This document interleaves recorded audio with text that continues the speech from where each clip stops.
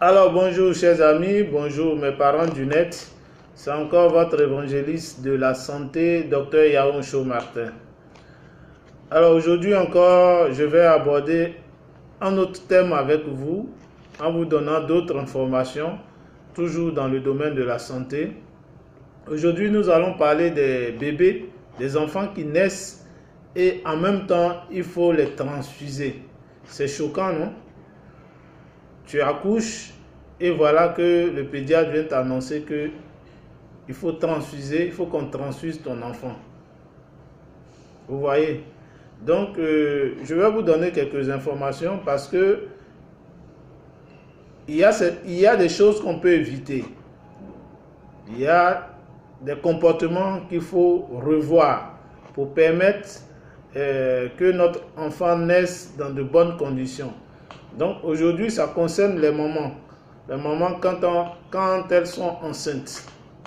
Vous voyez, lorsque vous partiez en consultation prénatale, lorsque vous êtes enceinte et que vous preniez un carnet et que vous voyez les sages-femmes ou bien le gynécologue qui vous suit, ils vous prescrivent des comprimés, souvent des gélules ou des comprimés pour le sang. Il est vraiment important de prendre ces comprimés-là. Il ne faudrait pas prendre l'ordonnance et ne pas les acheter. Ou bien, il ne faudrait pas les acheter et oublier de les prendre.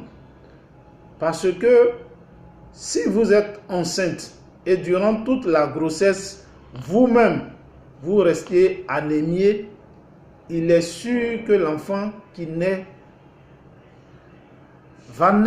viendra également dans un tableau d'anémie.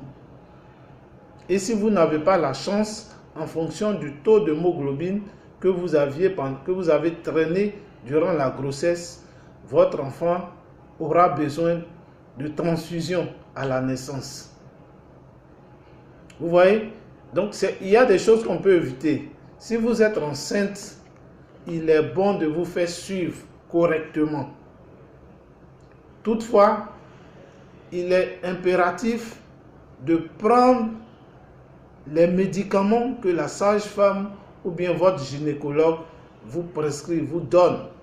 Il est vraiment important. C'est pour votre bien, c'est pour le bien de votre grossesse et c'est pour le bien de l'enfant qui doit naître. Vous voyez, un enfant qui naît et qui commence tout de suite à présenter des signes d'anémie, c'est-à-dire l'enfant naît et puis il ne peut pas respirer.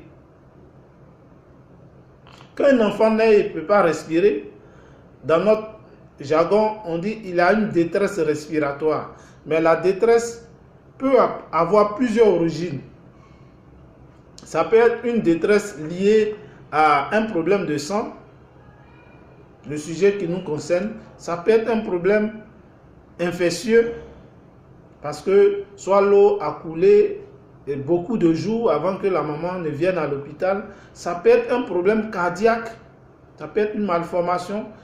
Beaucoup de choses peuvent expliquer.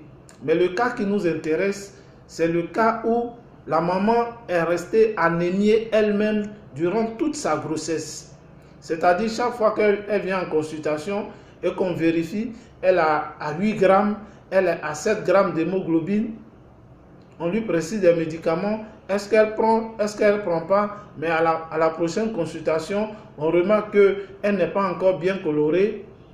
Vous voyez, tout ce temps-là, dites-vous que cela agit sur votre enfant. C'est-à-dire, l'enfant se nourrit par le placenta. Vous échangez du sang.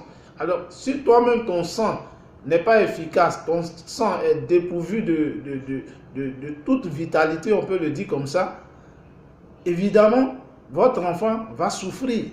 Il est dans le ventre, mais c'est comme si il est malnutri, il ne mange pas bien. Tout ce qu'il reçoit n'est pas nécessaire, n'est pas utile à sa croissance, à son développement. Donc cet enfant naît et tout de suite, il a du mal à respirer. Lorsqu'on vérifie, on voit qu'il a un taux d'hémoglobine, donc un taux de sang qui est tellement petit qu'il faut le transfuser. C'est un peu choquant. quand tu vas annoncer cela à la maman. Mais vous voyez que cela provient de vous. C'est parce que vous-même vous êtes resté anémié durant toute votre grossesse. Donc, il est vraiment important, lorsqu'on tombe enceinte, de suivre, de faire correctement ces consultations prénatales, mais de prendre les médicaments qui sont prescrits par les sages-femmes et votre gynécologue. Tout ça pour permettre une bonne évolution de la grossesse et permettre une bonne naissance. Lorsqu'on est enceinte, on a beaucoup d'envie. C'est pas tout qu'il faut manger. Il y a des mamans qui bouent leur sac avec du kaolin.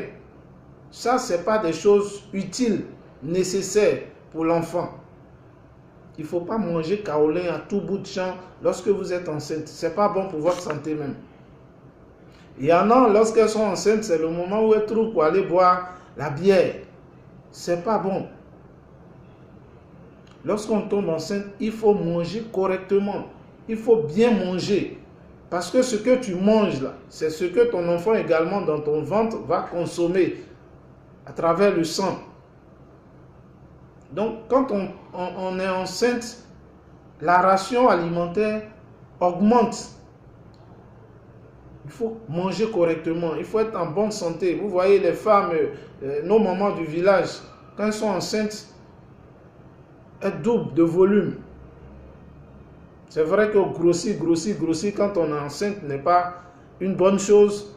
Mais je veux dire, il faut manger correctement pour permettre à ton enfant également dans le ventre de bien manger. Et il faut prendre tous les médicaments qu'on vous prescrit. Tu peux être enceinte et puis tu fais le palu. Tu ne viens pas à l'hôpital. Tu prends paracétamol. La fièvre chute. 2 jours après, ça revient. Tu prends. Tout ceci va entraîner une baisse de ton sang. Automatiquement, une baisse du sang de ton nouveau-né. Et si vous n'avez pas la chance, cette grossesse ne va pas faire 9 mois. Vous allez voir que déjà à 6 mois, vous rentrez en travail. L'enfant veut venir parce qu'il ne tient plus dans le ventre. Il souffre. Et vous accouchez d'un prématuré qu'on doit évacuer au CHU ou bien dans une clinique où il y a un service de néonatologie. Cela va vous coûter beaucoup d'argent. Simplement parce que soit vous n'avez pas honoré une ordonnance de 2-3 000 francs pour acheter vos médicaments correctement. Ou simplement parce que vous n'avez pas bien mangé durant la grossesse. Donc la grossesse, elle est vraiment importante. La prise en charge, elle est importante. Il faut respecter les consignes des sages-femmes. Il faut respecter les consignes de votre gynécologue pour permettre à l'enfant qui se développe en vous d'avoir toutes ses facultés. Parce qu'un enfant qui est anémié, depuis le ventre de sa mère, vous voyez que il sort, il faut le transfuser. D'abord, il faut qu'il y ait que son sang soit disponible. Si le sang n'est pas disponible, les minutes qui suivent, vous allez perdre cet enfant. Vous voyez, pour avoir négligé de prendre des médicaments, voici les conséquences sur votre bébé. Donc, je ne vais pas être long, juste vous donner cette information que lorsqu'on est enceinte, il faut prendre correctement les médicaments de sang, les médicaments de palu qu'on vous prescrit. Parce que cela, quand ce n'est pas bien fait, cela peut avoir des conséquences et aller jusqu'à la transfusion de votre bébé. Aller jusqu'à faire un accouchement prématuré. Parce que les conditions dans lesquelles l'enfant se développe ne sont pas des conditions favorables à amener la grossesse jusqu'à son terme. Donc c'est cette information que je voulais vous donner et encourager nos mamans à faire correctement leurs consultations, encourager nos mamans à prendre correctement leurs médicaments afin que le nouveau-né puisse être en bonne santé et repartir à la maison avec ton enfant après 24 heures ou bien 48 heures selon le mode d'accouchement. Sur ce, je vous dis bye bye et que Dieu nous garde. C'était encore l'évangéliste de la santé, Dr Yaonsho Martin, Communication pour un changement de comportement. Dieu nous garde.